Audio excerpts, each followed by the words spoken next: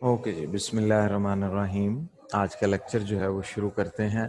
तो first of all, अगर कल के लेक्चर का किसी का कोई क्वेश्चन है तो रेज हैंड कर लें, अदरवाइज जो है हम फिर नेक्स्ट टॉपिक जो है वो शुरू कर लेते हैं।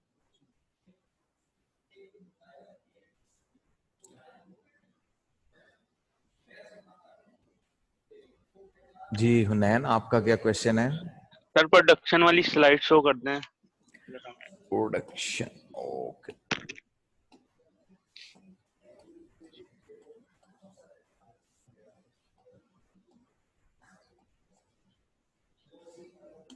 जी जी, और हसन, आपका क्या क्वेश्चन है भाई? Thank you sir. सर ये कंजप्शन के टॉपिक पे क्वेश्चन है। जी जी बताएं।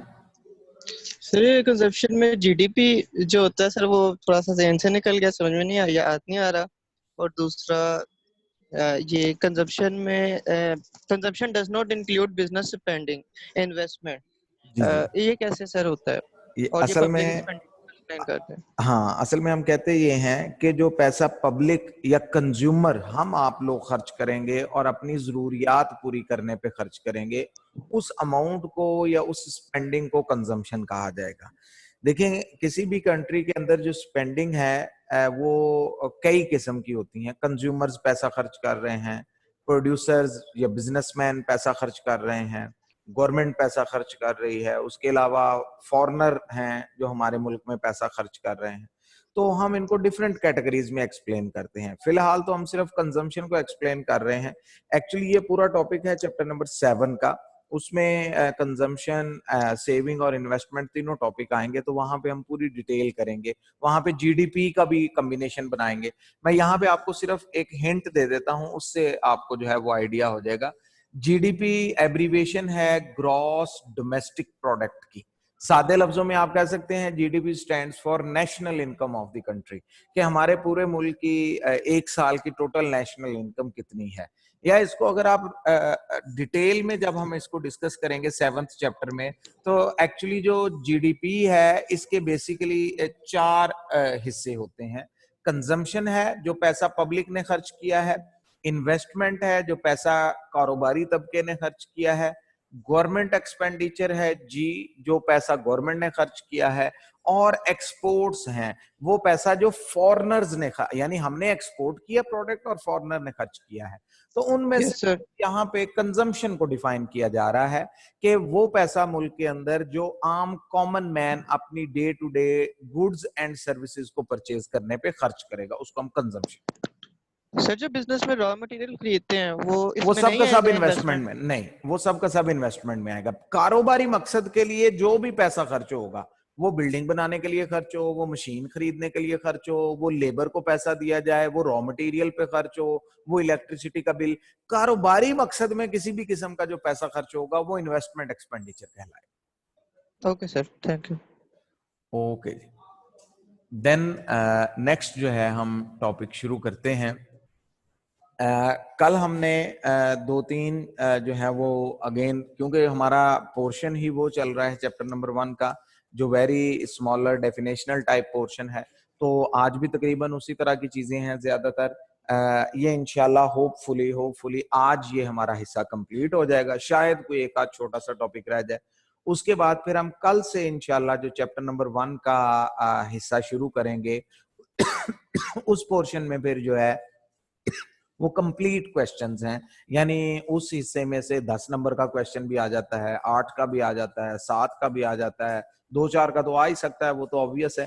लेकिन चैप्टर नंबर 1 का जो रिमेनिंग पार्ट हम कल से इंशाल्लाह शुरू करेंगे, उसमें फिर ग्रेटर सब्जेक्टिव जो है वो टॉपिक्स हैं। ओके जी, देन नेक्स्ट हमारे पास टॉपिक है division of labour and specialisation.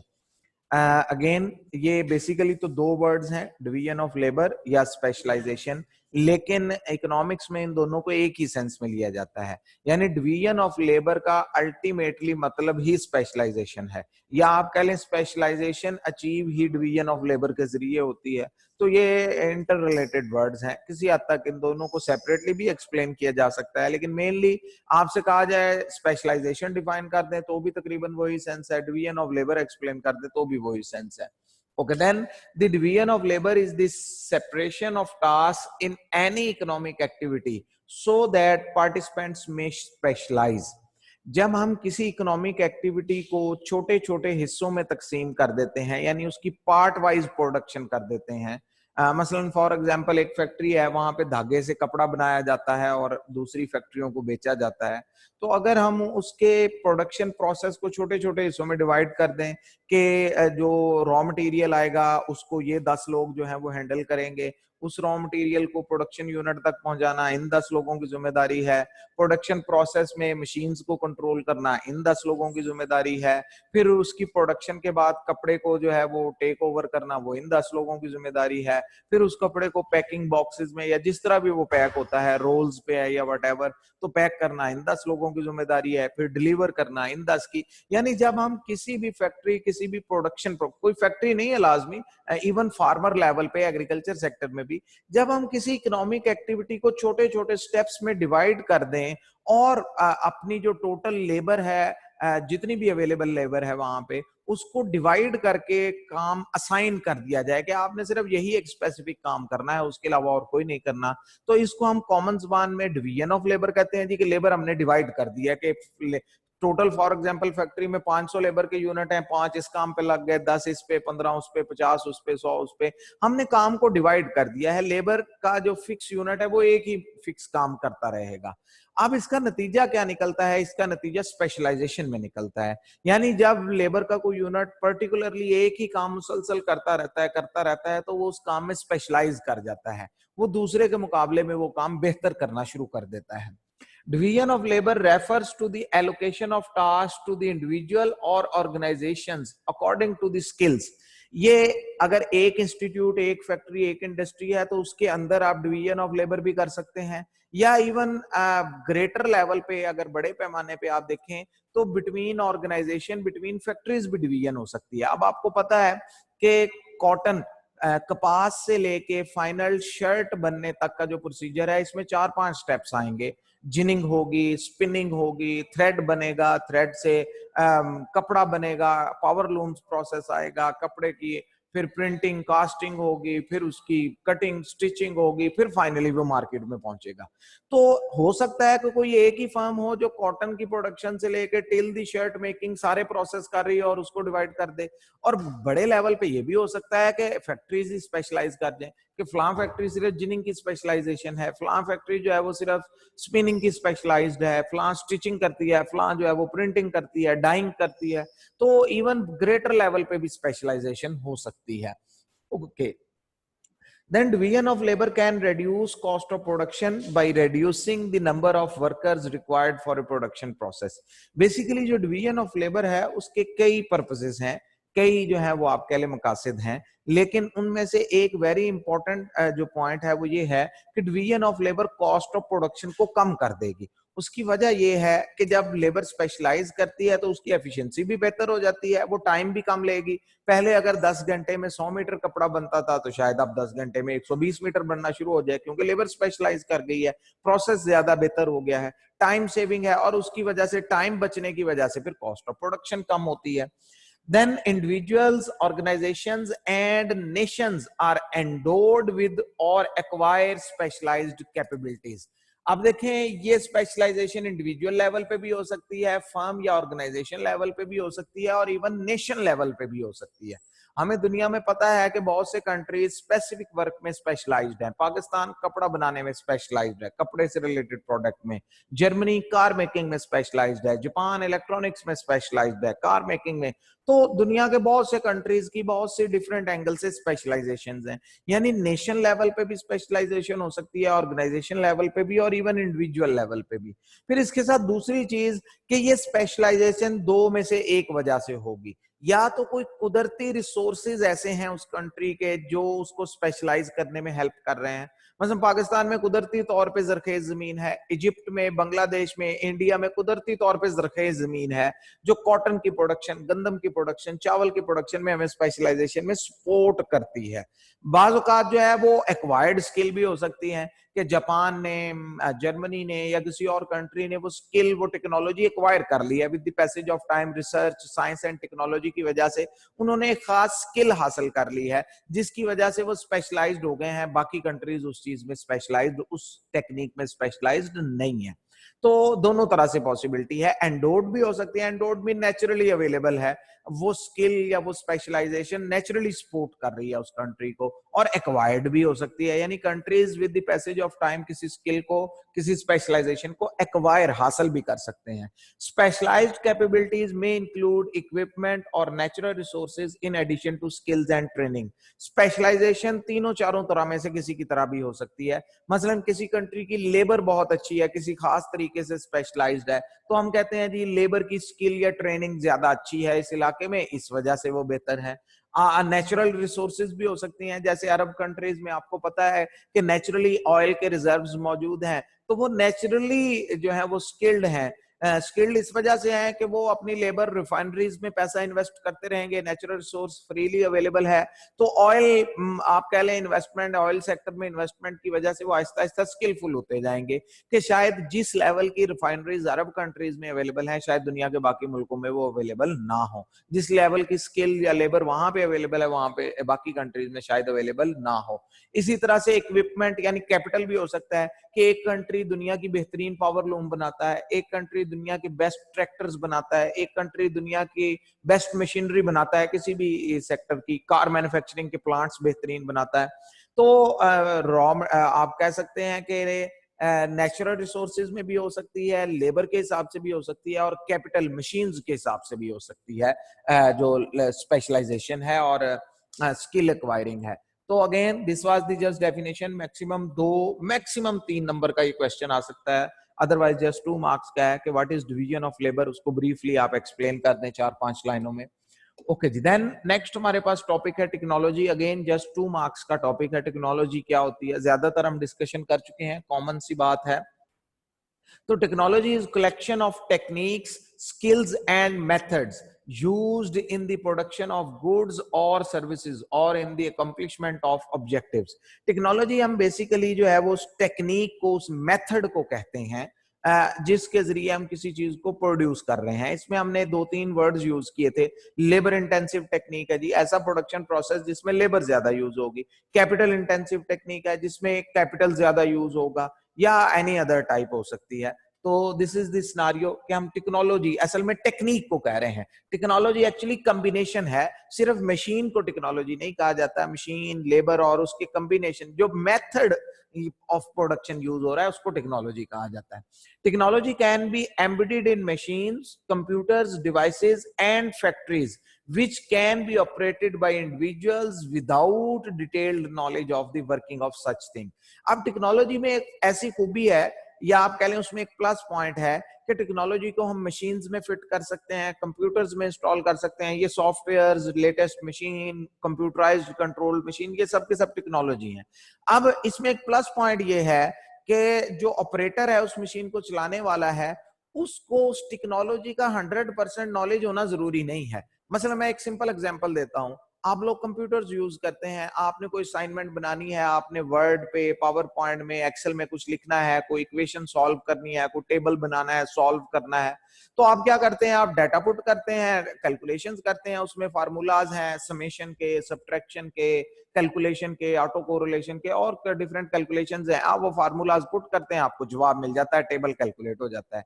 अब आपको ये बिल्कुल नॉलेज नहीं है कि ये जो आपने कैलकुलेशन किया है इसके पीछे एक्सेल की फॉर्मेटिंग क्या है, इसके पीछे एक्सेल की प्रोग्रामिंग क्या है, एक्सेल कैसे वर्क करता है, वो पूरा सॉफ्टवेयर आपको समझना जरूरी नहीं है। सिर्फ आपको ये पता होना चाहिए फार्मूला क्या है, मैंने कॉलम में कैसे वैल्यूज पुट करनी है, समेशन किधर होगी, कैलकुलेशन कैसे होगी, ये नॉलेज रिक्वायर्ड है। लेकिन उसका कंप्लीट नॉलेज के इसकी बैक एंड पे एमएस ऑफिस पूरे का पूरा चलता कैसे है, विंडोज पूरी कैसे चलती है, ये जरूरत नहीं है। तो ये एक तरह का प्लस पॉइंट है कि टेक्नोलॉजी की आजकल की मॉडर्न शेप इस तरह की है कि उस टेक्नोलॉजी को यूज करने वाले को 100% नॉलेज ना भी हो तो वो उससे फायदा उठा सकता है, उसे यूटिलाइज कर सकता है। ओके जी, देन ये बीच में जो है वो रेज हैंड किया था एक दो स्टूडेंट्स ने। जी क्या क्वेश्चन था, भी दोबारा रेज हैंड कर लें, मैं डिस्कस कर लूं, फिर ये हम नेक्स्ट टॉपिक करेंगे।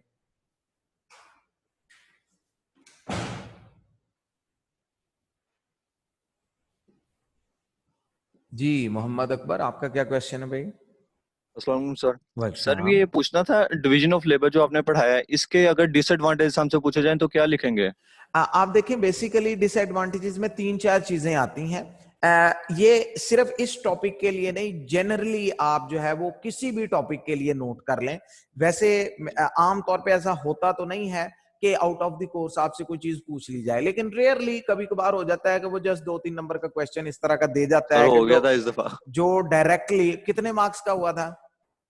सर मेरे ख्याल 3 नंबर का था शायद, हाँ मुझे तो बस कंफर्म इतना याद ही नहीं है। होता है। ओके, इतना ही होता है हाँ असल में उसमें भी एक चीज नोट कर लें कि वो असल में जी। एक्चुअली आउट ऑफ सब्जेक्ट नहीं जा रहा होता, वो थोड़ा सा ये चाहता है कि स्टूडेंट ने टॉपिक पढ़ा है, क्या वो उसके प्लस या माइनस 1-2 पॉइंट खुद लिख सकता है या बता सकता है। ओके, अब इस सेंस में मसलन डिवीजन ऑफ लेबर वो आपको कहता है, आप एक सेकंड के लिए सबसे पहले ये सोचा करें डिवीजन ऑफ लेबर होती क्या है, और अगले सेकंड में आप ये सोचा करें अगर ये काम कर दिया जाए तो क्या नुकसान हो सकता है। मसलन हमने डिवीजन ऑफ लेबर में अभी कहा कि काम को छोटे छोटे हिस्सों में डिवाइड कर देना, कि ये 10 लोग यही काम करेंगे, ये 10 यही करेंगे, ये इस तरह से डिवाइड हो जाएगा।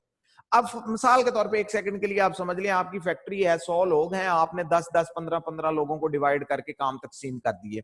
अब आप एक सेकंड के लिए सोच लें कि अगर मैं अपनी फैक्ट्री में ये करूं नुकसान क्या हो सकता है। पहला नुकसान क्या होगा, यानी कि जिसको आपने पैकिंग पे लगा दिया है वो अगले पूरा साल, 2 साल, 3 साल, 10 साल भी जॉब करे वो पैकिंग ही करता रहेगा।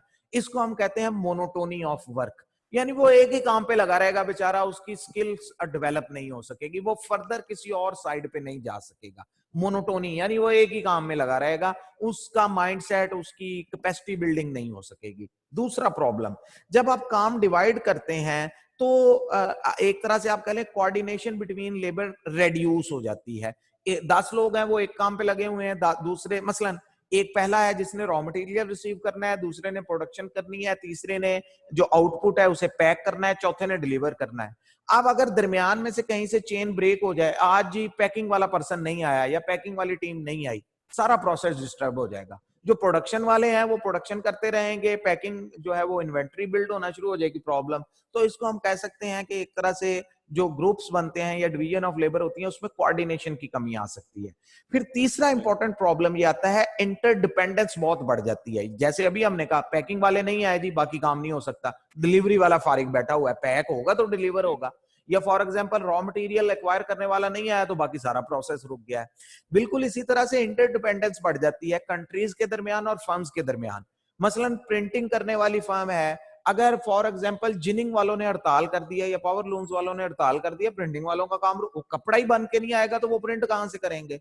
तो वो जी फलां फैक्ट्रियों ने जो है वो काम रोका हुआ है, हमारा काम भी रुका हुआ है। तो इसको हम कहते हैं इंटरडिपेंडेंस इंक्रीज कर गई है। तो ये 3-4 तो कॉमन इश्यूज हैं, इसको आप disadvantages of division of labour में हाईलाइट कर सकते हैं। ओके जी, देन नेक्स्ट हमारे पास टॉपिक है कैपिटल फॉर्मेशन क्या है, और कैपिटल फॉर्मेशन जो है उसका एक फर्दर जो है वो। ओके, एक और क्वेश्चन है यार, टाइम पे कर लिया करो, हमें फिर बार बार रुकना पड़ता है। जी कासिम, आपका क्या क्वेश्चन है? अस्सलाम वालेकुम सर। वालेकुम सर सलाम। मैंने सर इतनी बात पूछनी है कि ये आपने जो बुक में लिखा हुआ स्पेशलाइजेशन और डिवीजन ऑफ लेबर, कोई भी इनमें से आ जाए तो हम ये सारा लिख सकते हैं? जी जी, ये मतलब आपसे पूछ लिया जाए स्पेशलाइजेशन क्या है तो भी वही एक्सप्लेनेशन है, उसमें सिर्फ आप थोड़ा सा चेंज ये कर लें कि फिर आप ये लिंक कर दें कि क्योंकि सर इसमें आपने जिस तरह लिखा है उस हिसाब से तीन चार लाइनें स्पेशलाइजेशन की है, तीन चार डिवीजन ऑफ लेबर की। हाँ, ये असल में देखिए ये दोनों बातें एक दूसरे से जुड़ी हुई हैं। आप स्पेशलाइजेशन बताना चाहें without division of labour, specialisation possible नहीं है। आप डिवीजन ऑफ लेबर बताना चाहें तो डिवीजन ऑफ लेबर का रिजल्ट ही स्पेशलाइजेशन निकलना है। तो इसलिए ये दोनों इंटरकनेक्टेड रहेंगे, ये दोनों इकट्ठे ही एक्सप्लेन होंगे। चलो ठीक। ओके जी, देन नेक्स्ट हमारे पास टॉपिक है कैपिटल फॉर्मेशन। कैपिटल फॉर्मेशन में ये टॉपिक जो है ये आप कह लें 4 नंबर तक का आ सकता है। इसमें एक मेन डेफिनेशन है और फिर 3 स्टेप्स हैं कि कैपिटल फॉर्मेशन किस तरह से होती है। तो अगर पूरे चारों बातें आपसे पूछ ली जाए तो ये 4 नंबर का क्वेश्चन है। ओके, पहले हम डिफाइन कर लें what is capital formation. Capital formation means increasing the stock of capital in a country. Simply अगर हमारे कंट्री में कैपिटल में इजाफा हो जाए, हमारे कंट्री के कैपिटल स्टॉक में, तो उसको हम कैपिटल फॉर्मेशन कहते हैं। सादे तरीन लफ्जों में आप ये कह लें कि फर्ज करें पाकिस्तान में पहले 10 टेक्सटाइल फैक्ट्रियां हैं और एक और नई टेक्सटाइल, वो 10 की 10 मौजूद रहती हैं, उनमें से कोई शट डाउन नहीं हुई, लेकिन एक और नई फैक्ट्री लग गई है, तो इसको हम कहेंगे कैपिटल फॉर्मेशन हो गई है, पाकिस्तान के कैपिटल में इजाफा हो गया है। लेकिन अगर ऐसा होता है कि एक फैक्ट्री बंद हो गई है उसी साइज की तकरीबन और एक न्यू फैक्ट्री लग गई है, तो इसको हम कैपिटल फॉर्मेशन नहीं कहते। अकाउंटिंग की जुबान में या आप कह लें इन्वेस्टमेंट्स की जुबान में आप इसे इन्वेस्टमेंट कह सकते हैं कि एक फैक्ट्री ने इन्वेस्टमेंट की है 10 करोड़ की 20 करोड़ की, लेकिन इकोनॉमिक्स की जुबान में कैपिटल फॉर्मेशन नहीं हुई। कंट्री का टोटल लेवल ऑफ कैपिटल पहले भी उतना ही था, अब भी उतना ही है। तो इट मींस कि अगर एग्जिस्टिंग कैपिटल मौजूद रहे plus new addition of capital country में होता है, तो इस प्रोसेस को, एडिशन ऑफ कैपिटल को हम कैपिटल फॉर्मेशन कहते हैं। In other words, capital formation involves making of more capital goods such as machines, tools, factories, transportation equipment, roads, buildings। तो किसी भी कंट्री में, मैंने आपको ये पहले भी हाईलाइट किया था एक जगह पे कि कैपिटल का वर्ड जो है वो अकाउंटिंग, बुक कीपिंग वगैरह में डिफरेंट सेंस में आता है, लेकिन इकोनॉमिक्स में हम all types of human made resources, वो बिल्डिंग है, वो मशीन है, वो टूल है, वो सड़क है, वो पुल है, वो डैम है, कंट्री के अंदर जो भी कंट्री का इंफ्रास्ट्रक्चर है, जो भी कंट्री में मशीन्स हैं, जो भी कंट्री में कैश एग्जिस्ट करता है मनी फॉर्म में, इन सब को कलेक्टिवली हम इकोनॉमिक्स में कैपिटल कहते हैं। सादी डेफिनेशन हमने की थी, ऑल मैन मेड रिसोर्सेज, इंसान के बनाए हुए तमाम वसाइल, कुदरती नहीं है, इंसान ने बनाए हैं। मशीन इंसान ने बनाई है, ट्रैक्टर इंसान ने बनाया है, सड़क इंसान ने बनाई है, पुल इंसान ने बनाया है, डैम इंसान बनाता है, बिल्डिंग इंसान बनाता है। तो ह्यूमन मेड रिसोर्सेज को कैपिटल कहा जाता है। तो इस लेवल ऑफ कैपिटल में मसलन इस साल हमारे कंट्री में 10 रोड्स और बन जाएं, 10 फैक्ट्रियां नई बन जाएं, 10 पुल बन जाएं, 10 हॉस्पिटल्स बन जाएं, तो ये कैपिटल फॉर्मेशन हो रही है, कैपिटल में इजाफा हो रहा है। तो किसी भी कंट्री के लेवल ऑफ कैपिटल में इजाफे को इकोनॉमिक्स की जुबान में जो है वो कैपिटल फॉर्मेशन कहा जाता है। For making additions to the stock of capital, saving and investments are used. और आमतौर पे कैपिटल फॉर्मेशन के लिए इन्वेस्टमेंट की जाती है, सरमायाकारी की जाती है ताकि इन्वेस्टमेंट में इजाफा हो। यानी बिजनेसमैन इन्वेस्टमेंट करता है, नई फैक्ट्री लगा लेता है, गवर्नमेंट इन्वेस्टमेंट करती है, गवर्नमेंट फॉर एग्जांपल कोई नया इदारा बना लेती है, पीआईए में इन्वेस्टमेंट कर लेती है, रेलवे में, एनी अदर इंस्टीट्यूट, कोई डैम बना लेती है, अगेन गवर्नमेंट इन्वेस्टमेंट है। तो इन्वेस्टमेंट के जरिए कैपिटल फॉर्मेशन में इजाफा होता है। तो this was the definition of capital formation. इसी का अब दूसरा हिस्सा है 3 स्टेजेस ऑफ कैपिटल फॉर्मेशन। यानी क्वेश्चन आ सकता है define capital formation and what are the 3 stages, उसकी 3 स्टेजेस भी एक्सप्लेन कर दें। तो ये जो अभी हमने लास्ट सेंटेंस एक हाईलाइट किया कि सेविंग और इन्वेस्टमेंट जो है वो कैपिटल फॉर्मेशन प्रोसेस में यूज होती है, इसी एक लाइन को हम 3 हिस्सों में तकसीम करके, डिवाइड करके एक्सप्लेन करने जा रहे हैं। फर्स्ट स्टेप है क्रिएशन ऑफ सेविंग। सबसे पहला स्टेप, इस मुल्क में कैपिटल फॉर्मेशन अगर होगी या कैपिटल फॉर्मेशन अगर की जाएगी तो उसका सबसे पहला स्टेप है saving. Savings are done by the individuals, households and businesses. They save money by not spending all of their income on purchase of goods and services। सबसे पहला स्टेप है मुल्क में सेविंग, बचत होनी चाहिए। बचत कहां से होगी? 2 लेवल हैं बचत के। हम आप लोग इंडिविजुअल्स बचत करते हैं, कैसे बचत होगी? अगर मैं इस महीने की अपनी पूरी इनकम खर्च ना करूं, उसमें से कुछ हिस्सा बचा लूं, उसे बचा के मैं बैंक में अपने अकाउंट में रख लूं कि ये सेविंग पड़ी रहे, तो एक सेविंग का सोर्स ये है, पैसा बचत किया बचाया जा रहा है, सेविंग है। दूसरा फिर कारोबारी लोग हैं, बिजनेसेस हैं कि फॉर एग्जांपल एक फैक्ट्री है, उसकी इस मंथ की इनकम थी जी 50 करोड़ रुपया, उसने से उसमें 40 करोड़ तो इन्वेस्ट कर दिया रॉ मटेरियल पे, बाकी चीजों पे 10 करोड़ अगेन उसने सेव कर लिया। तो इंडिविजुअल या कारोबारी लेवल पे सेविंग्स होती हैं। अब इन सेविंग्स को क्या किया जाता है फिर नेक्स्ट लेवल पे, the level of saving in the country depends upon the power to save and the will to save. अब हमारा मुल्क इस साल टोटल कितनी सेविंग कर सकेगा, कितनी बचत कर सकेगा, इसका डिपेंडेंस जो है वो दो बातों पे है कि पावर टू सेव कितनी है लोगों की। पावर टू सेव का मतलब है लोगों का इनकम लेवल। अगर लोग रिच हैं तो ज्यादा सेविंग हो सकती है, अगर लोग पुअर हैं, लो इनकम कंट्री है, तो साफ जाहिर है सेविंग कम होगी।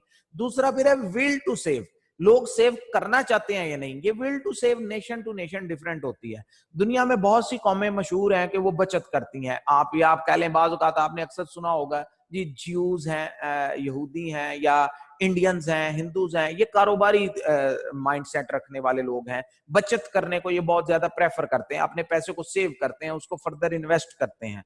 फिर कुछ कंट्रीज आपको दुनिया में नजर आएंगे, वो स्पेंडर्स हैं, वो बेताशा पैसा खर्च करते हैं। पाकिस्तान भी किसी हद तक कंज्यूमर इकोनॉमी है, यहाँ पे पब्लिक जो है वो, कॉमन मैन जो है वो सेविंग को इतना ज्यादा प्रेफर नहीं करता। सेविंग करती है पब्लिक, लेकिन as compare to Holland, as compare to Israel, as compare to India, हमारा सेविंग रेट जो है वो कंपैरेटिवली कम है। यानी हम टोटल 100 रुपए में से शायद 13 या 14 रुपए बचत करते हैं। मैं जस्ट एक एग्जांपल दे रहा हूँ। पाकिस्तान का सेविंग रेट 13-14% के करीब है, इंडिया का 20% के करीब है, इसराइल का 32-33% के करीब है। तो सेविंग रेट यानी हमारी टोटल कंट्री की इकोनॉमी ऑन एवरेज अपनी इनकम का कितना हिस्सा बचत में ले जाती है। जितनी बचत ज्यादा होगी, पैसा उतना ज्यादा बैंकों में पहुंचेगा, और उसका नतीजा फिर क्या निकलेगा? Second step, this is the second step in process of capital formation. It involves transfer of saving from house hold to business for investment. अब बैंक का काम क्या है? बैंक एक्चुअली एक तरफ से पैसा ले रहा है, आम लोगों का अकाउंट में पैसा पड़ा हुआ है जो उन्होंने बचत की है, उस पैसे को बैंक मोबिलाइज कर रहा है, चैनलाइज कर रहा है, पहुंचाया जा रहा है कहां तक? कारोबारी तबके तक। कारोबारी तबका जो है वो बैंकों से कर्जे लेता है, अरबों करोड़ों रुपया बोरो किया जाता है, उस पैसे को इन्वेस्ट किया जाता है, फैक्ट्रियों में, कारखानों में, कारोबार में लगाया जाता है। Okay, then capital formation या capital market funds are supplied by the individual investors, banks and financial organizations, insurance companies and governments. अब ये जो पैसे की सप्लाई है ये इंडिविजुअल्स की तरफ से भी है, बैंक्स की तरफ से भी है, फाइनेंशियल ऑर्गेनाइजेशंस की तरफ से भी है, जिनको हम म्यूचुअल फंड्स वगैरह कहते हैं। इंश्योरेंस कंपनीज हैं, इनके पास भी बचतों का पैसा पड़ा हुआ है, क्योंकि कॉमन मैन जो इंश्योरेंस करवाएगा अपनी, वो मंथली या एनुअली अपनी बीमा पॉलिसी इंस्टॉलमेंट पे करता रहेगा। वो बचत का पैसा है जो इंश्योरेंस कंपनी के पास जा रहा है। तो इंश्योरेंस कंपनीज भी पैसा लेंड करती हैं, और इवन बाज़ औक़ात गवर्नमेंट भी अपना पैसा जो है वो लेंड आउट करती है। तो दिस इज द सिचुएशन के दूसरा स्टेप क्या है? पहला स्टेप, मुल्क में बचत होनी चाहिए, सेविंग्स क्रिएट हो। दूसरा स्टेप, वो सेव किया हुआ पैसा बैंक्स के थ्रू चैनलाइज हो, पहुंचे आगे। कहां पे पहुंचे? कारोबारी तबके तक पहुंचे। तीसरा स्टेप जो है इन्वेस्टमेंट ऑफ सेविंग। फाइनली फिर वो पैसा जो है वो कारोबारी तबका इन्वेस्ट करता है, कैपिटल फॉर्मेशन में चला जाता है। यानी एक फैक्ट्री मसलन सतारा टेक्सटाइल 100 करोड़ रुपया बोरो करती है और उसको इन्वेस्ट कर देती है, एक नया प्लांट लगा लेती है। और कोई एग्जांपल आप ले सकते हैं, पाकिस्तान के अंदर नेस्ले पाकिस्तान है, पीएसओ है, पीआईए, कोई भी फर्म आप ले सकते हैं। वो पैसा इकट्ठा करते हैं, बोरो करते हैं बैंकों से, उन पैसे को जो है वो इन्वेस्ट करते हैं, प्लांट साइज इंक्रीज करते हैं, प्रोडक्शन करते हैं, अपने बिजनेसेस को एक्सपेंड करते हैं। तो दिस इज द 3 स्टेप, या आप कह लें 3 स्टेप प्रोसीजर के कैपिटल फॉर्मेशन होती क्या है। पहले हमने डिफाइन कर लिया कि कंट्री के लेवल ऑफ कैपिटल में इजाफा करना कैपिटल फॉर्मेशन है। फिर उसके 3 स्टेप क्या है? सबसे पहले सेविंग क्रिएट होगी, फिर वो सेविंग मोबिलाइज होगी थ्रू द बैंकिंग चैनल, और फिर फाइनली वो सेविंग इन्वेस्ट हो जाएगी, और इन्वेस्टमेंट के जरिए जो है वो फिर कंट्री के लेवल ऑफ कैपिटल में इजाफा होगा, या कैपिटल फॉर्मेशन का प्रोसेस जो है वो कंटिन्यू रहेगा। जितना तेज होगा ये प्रोसेस, उतना ही मुल्क जल्दी तरक्की करेगा। कैपिटल फॉर्मेशन तेज होती चली जा रही है, इन्वेस्टमेंट हो रही है, जॉब क्रिएशन हो रही है, कारोबार बढ़ रहे हैं, मुल्क में एक्सपेंशन हो रही है। तो this is the simplest idea कि कैपिटल फॉर्मेशन क्या है और उसकी बेसिक सेंसेस किस तरह से वर्क करती हैं। ओके जी, देन नेक्स्ट हमारे पास टॉपिक है। अगेन ये टॉपिक मैक्सिमम 2 से 4 नंबर का आ सकता है। स्केर्सिटी की डेफिनेशन आ सकती है, चॉइस की डेफिनेशन आ सकती है। अगर इन दोनों में से किसी एक की डेफिनेशन आए तो 2 नंबर का क्वेश्चन है, वो आपको दोनों ही इकट्ठे कर दे कि स्केर्सिटी एंड चॉइस को इकट्ठे एक्सप्लेन कर दे तो 4 नंबर का या 3 नंबर का क्वेश्चन हो जाएगा। तो ये वर्ड हम पहले भी कर चुके हैं, लॉयनल रॉबिन्स की डेफिनेशन में भी हमें पता है, उसने कहा था स्केयर रिसोर्सेज, कि दुनिया के रिसोर्सेज जो हैं वो लिमिटेड हैं, तो डिमांड के मुकाबले में किसी चीज का कम होना स्केर्सिटी कहलाता है, कम याब होना किसी चीज का। और चॉइस मेकिंग उसके साथ हम अभी कनेक्ट करेंगे। पहले दोनों डेफिनेशन समझ लें। Scarcity refers to the basic economic problem, the gap between limited और scarce resources and unlimited wants. Basically unlimited wants और लिमिटेड रिसोर्सेज में एक गैप है, वांट्स बेतहाशा है, रिसोर्सेज कम है, तो इनके दरमियान जो गैप पाया जाता है उस गैप को हम स्केर्सिटी कहते हैं। अगर ये गैप नहीं है तो स्केर्सिटी भी नहीं है। ये अगेन मैंने पहले भी रिमाइंड किया करवाया था आप लोगों को कि अगर 10 ग्लास ऑफ वाटर हैं और वांट भी 10 ग्लास ऑफ वाटर ही है तो रिसोर्स स्केयर नहीं है। लेकिन ग्लास ऑफ वाटर 100 हो जाए और डिमांड जो है वो 500 पे चली जाए, अनलिमिटेड वांट्स या वांट्स 500 ग्लास ऑफ वाटर है और टोटल ग्लास ऑफ वाटर हमारे पास जो है वो सिर्फ 100 हैं, हालांकि पहले से 10 गुना बढ़ गए हैं, पहले ग्लास ऑफ वाटर 10 थे हमारे पास, अब 100 हो गए हैं, लेकिन रिसोर्स स्केयर हो गया है। तो ये बात आपने ज़हन में रखनी है कि वांट्स और रिसोर्सेज के दरमियान गैप को स्केर्सिटी कहा जाता है। अगर वांट्स और अवेलेबल रिसोर्सेज में गैप नहीं है तो फिर स्केर्सिटी भी कोई नहीं है।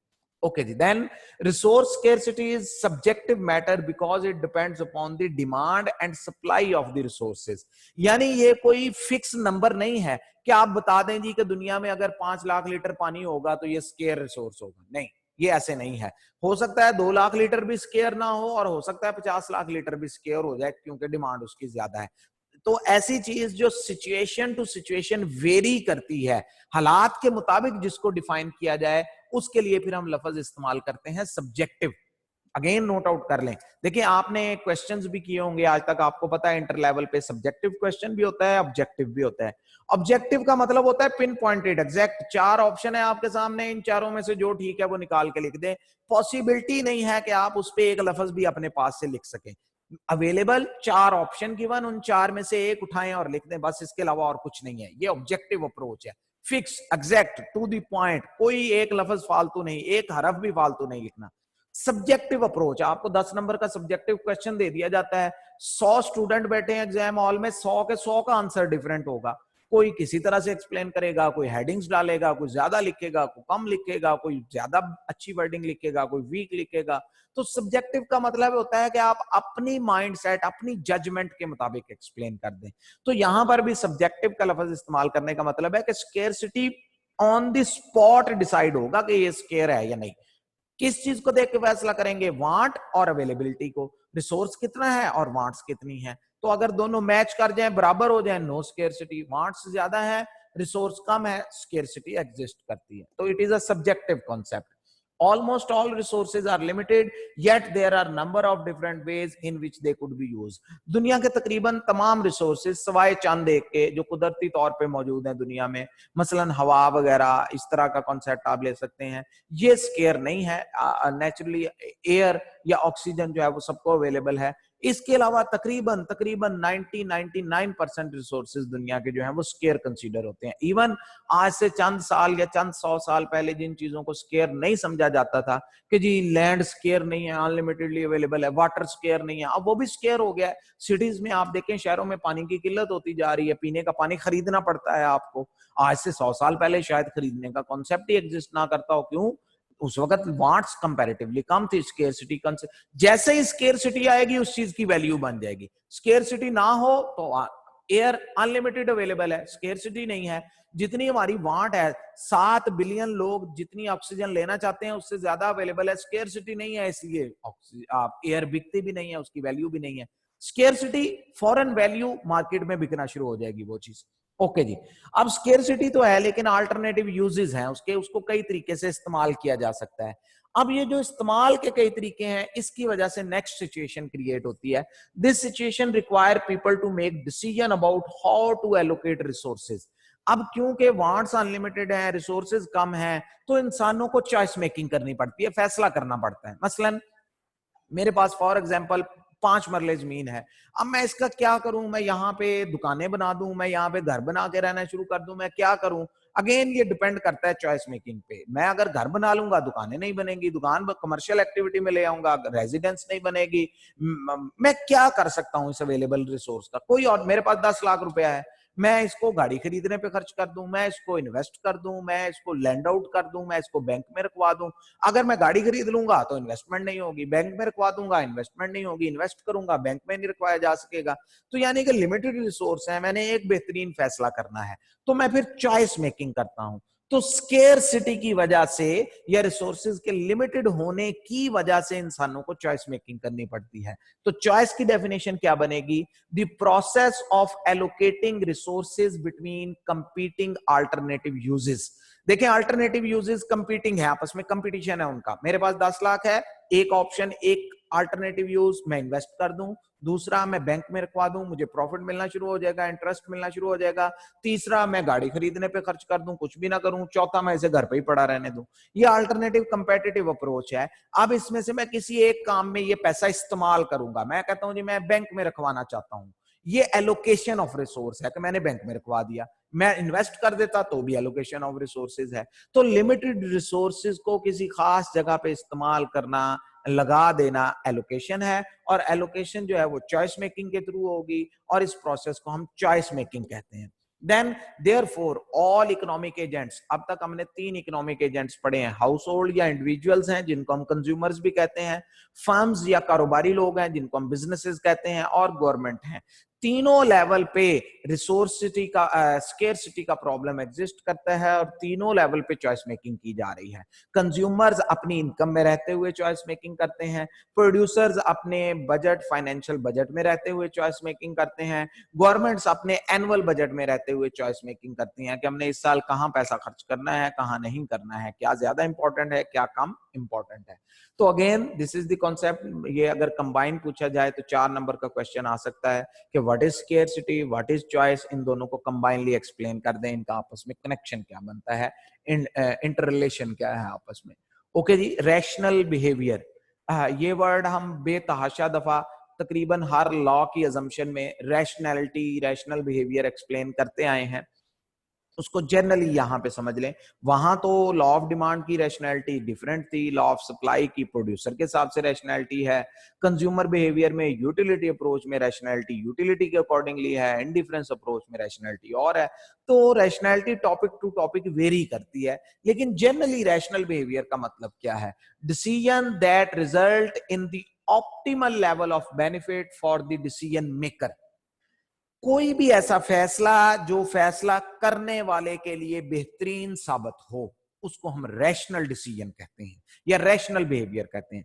अब फैसला करने वाला 3 इकोनॉमिक एजेंट है, 3 ही डिसीजन मेकर है। कंज्यूमर है तो वो अपने हिसाब से फैसला करेगा, कंज्यूमर का टारगेट होगा सेटिस्फेक्शन को मैक्सिमाइज करना, कम से कम पैसे खर्च करूं, सेटिस्फेक्शन ज्यादा से ज्यादा हो।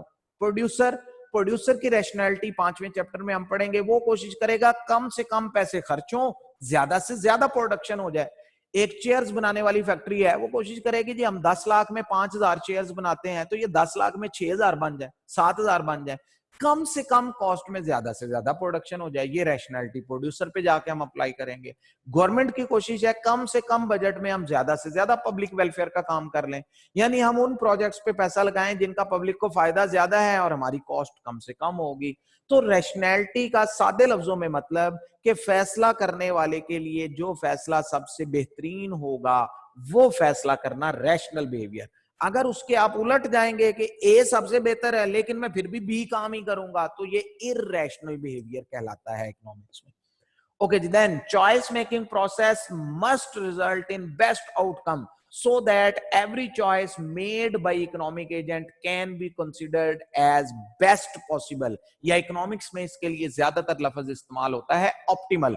देखें, मैं शुरू से अब बात लिंक कर रहा हूं। मेरे पास 10,000 रुपीज है, ये मेरा स्केयर रिसोर्स है। इस रिसोर्स को मैं 3 कामों में इस्तेमाल कर सकता हूं। मैं फॉर एग्जांपल मैं जो है वो अपने लिए ड्रेस खरीद लूं, मैं अपनी फीस पे कर लूं, मैं अपने लिए कोई मेडिसिन या कोई भी और चीज ABC 3 जगह पे मैं खर्च कर सकता हूं। अब चॉइस मेकिंग किसको हम कहते हैं कि इन तीनों में से किसी एक के मुतल्लिक मैंने फैसला करना है कि मैंने 10,000 किस पे खर्च करना है। तीनों पे एक्सपेंडिचर 10,000 ही होना है। अब अगर मुझे पता चल जाए यूटिलिटी अप्रोच के या इंडिफरेंस कर्व अप्रोच के मुताबिक कि मेरे लिए सबसे ज्यादा सेटिस्फेक्शन जो है वो फॉर एग्जांपल सी की है, तो रैशनैलिटी का मकसद ये है कि मैं इस 10,000 रुपए को सी पे खर्च कर दूं और बी और ए छोड़ दूं। अब ये जो पूरा एक स्केर्सिटी है, स्केर्सिटी के बाद हमारे पास अल्टरनेटिव यूजेस हैं, उनमें से हमने चॉइस करनी है। और अगर मैंने चॉइस बेहतरीन कर ली, बेहतरीन ये नहीं है कि कोई यूनिक चीज है, बेहतरीन मैं जिससे ज्यादा सेटिस्फाइड हूं, अगर मैं उस पे जो है वो अपने रिसोर्स को इस्तेमाल कर लेता हूं, तो ये मेरा इस्तेमाल जो है वो ऑप्टिमल कहलाएगा। बेहतरीन, बेस्ट पॉसिबल ही ये था, इसके अलावा नहीं था। लेकिन अगर मुझे पता है कि मेरे लिए सी सबसे बेहतर है, लेकिन मैं फिर बी ए पे ही स्पेंड कर रहा हूं या बी पे कर रहा हूं, तो रैशनैलिटी के हिसाब से एक तो ये इरैशनल हो गया, दूसरा ये ऑप्टिमल नहीं है। ये मैंने सबसे बेहतरीन फैसला नहीं किया, बेहतरीन को तो मैंने छोड़ दिया है। तो दिस इज द कॉन्सेप्ट कि ये आपस में किस तरह से इंटरलिंक्ड है। In economics the process of best possible choice making is called rational behaviour. तो इकोनॉमिक्स में बेहतरीन डिसीजन लेने के तरीकाकार को, बेहतरीन डिसीजन को अडॉप्ट करने को, बेहतरीन डिसीजन फाइंड आउट और सजेस्ट करने को हम रैशनल बिहेवियर कहते हैं। कंज्यूमर अपने अकॉर्डिंगली रैशनल बिहेवियर पे चल रहा है, प्रोड्यूसर अपने अकॉर्डिंगली, और गवर्नमेंट। अब देखें, ये रैशनल बिहेवियर की अजम्पशन पूरी माइक्रो और मैक्रो इकोनॉमिक्स में बिल्ट इन है। यानी कि इकोनॉमिक्स के हर टॉपिक में ये पहले से मान लिया गया है कि ये अगर कंज्यूमर का टॉपिक है तो कंज्यूमर रैशनल है, ये अगर प्रोड्यूसर का टॉपिक है तो प्रोड्यूसर रैशनल है। तो अगर हम रैशनैलिटी को मानेंगे तो ही हम बता सकेंगे कि कंज्यूमर क्या करेगा। अगर हम रैशनैलिटी को माने ही ना, तो फिर तो हमें सारी जिंदगी पता नहीं चल सकेगा कि कंज्यूमर का डिसीजन क्या होना चाहिए या कंज्यूमर क्या डिसीजन करेगा, क्योंकि हम रैशनैलिटी से आंसर निकाल लेंगे ए, कंज्यूमर बी पे चला जाएगा। तो हमने ए निकाला हुआ है, कंज्यूमर बी करता फिर रहा है, तो that is not the possible way of explanation. तो this is the idea, rational behaviour क्या होता है और उसको कैसे हम डिफाइन करते हैं। 2 नंबर का क्वेश्चन आ सकता है मैक्सिमम। ओके जी, नेक्स्ट वर्ड है हमारे पास नीड्स एंड वांट्स। पहले भी हम ये एक्सप्लेन कर चुके हैं, डिमांड के चैप्टर में भी, इलास्टिसिटी के चैप्टर में भी हम इसको एक्सप्लेन कर चुके हैं। 4 नंबर का क्वेश्चन आ सकता है, what is the difference between needs and wants, या डिफाइन नीड एंड वांट। तो ये 2 लफ्ज हैं, इनको जरा समझ लें। नीड किस चीज को कहते हैं हम इकोनॉमिक्स में, और वांट किस चीज को कहते हैं। Adam Smith stated that ultimate purpose of economic activity is to consume goods and services for satisfaction. Adam Smith का बेसिक आइडिया था ये कि इंसान कोई भी गुड, टेंजिबल चीज या कोई भी सर्विस, इनटेंजिबल थिंग इसलिए इस्तेमाल करता है कि उसे सेटिस्फेक्शन मिलेगी, और तो कोई वजह ही नहीं है इस्तेमाल करने की। However, goods and services can be classified into 2 types according to their necessity in life. लेकिन ये जो गुड्स एंड सर्विसेज हैं इंसान जो इस्तेमाल करता है, इसको अहमियत के लिहाज से, जरूरत के लिए, अहमियत नहीं जरूरत के लिहाज से 2 हिस्सों में तकसीम किया जा सकता है। एक को हम नीड्स कहेंगे, एक को हम वांट्स कहेंगे। ओके जी, नीड्स की डेफिनेशन क्या है? These are the goods and services which are basic necessities of a society. Without these goods and services life can not be continued smoothly. ये ऐसी गुड्स या सर्विसेज हैं जिनके बगैर जिंदगी गुजारना ही मुश्किल हो जाएगा। एक आम इंसान शायद जिंदा ना रह सके।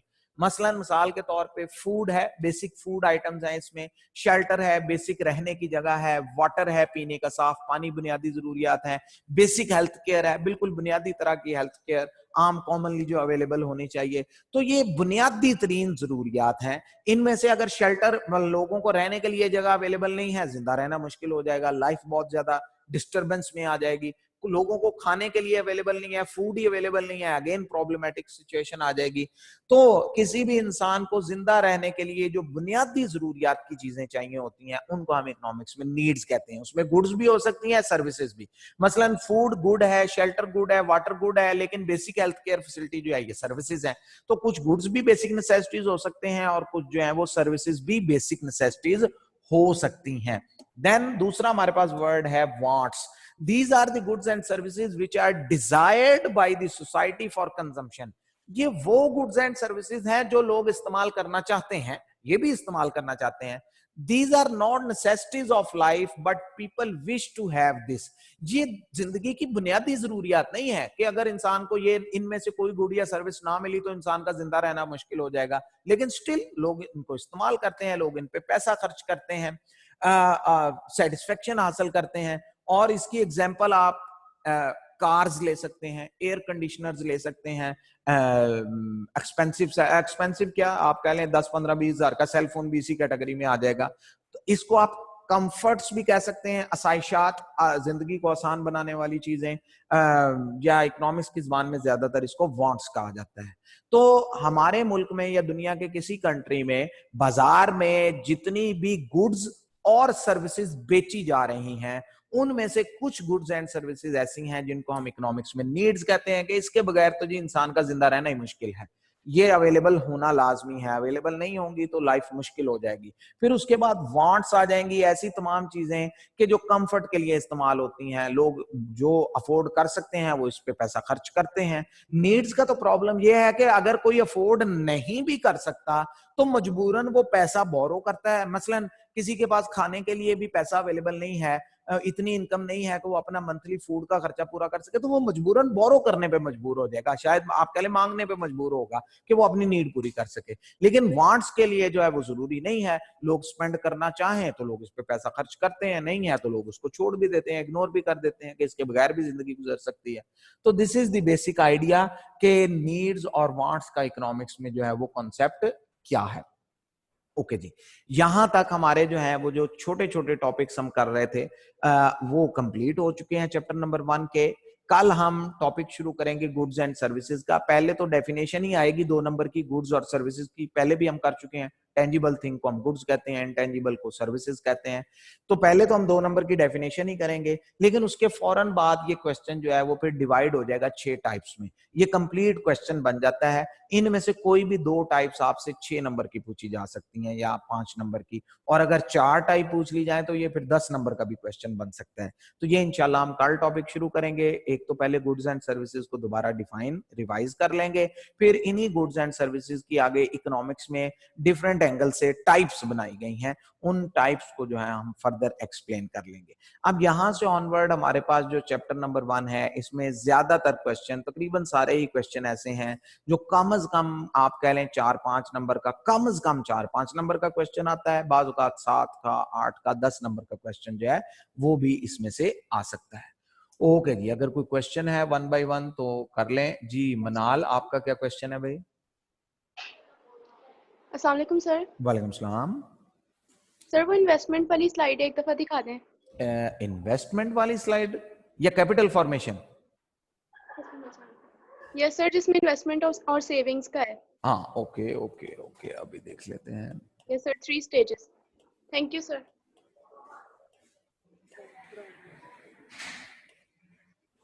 जी ओके जी। देन आली बाजवा, आपका क्या क्वेश्चन है भाई? स्केर्सिटी में ये भी आएगा कि इंसान के पास यानी पैसे हैं खर्च करने के लिए? जी मैं समझा नहीं आपका, दोबारा जरा वर्डिंग थोड़ा ऊंची बोलें। सॉरी सर, ये कैपेसिटी टू पे भी आएगा इसमें स्केर्सिटी में?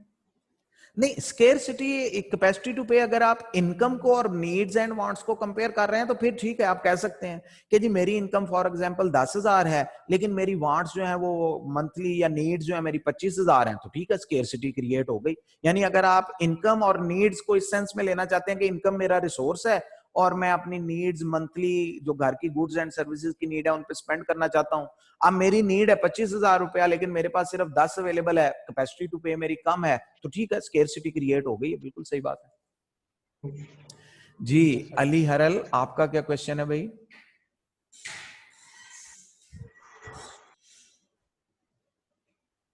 (418)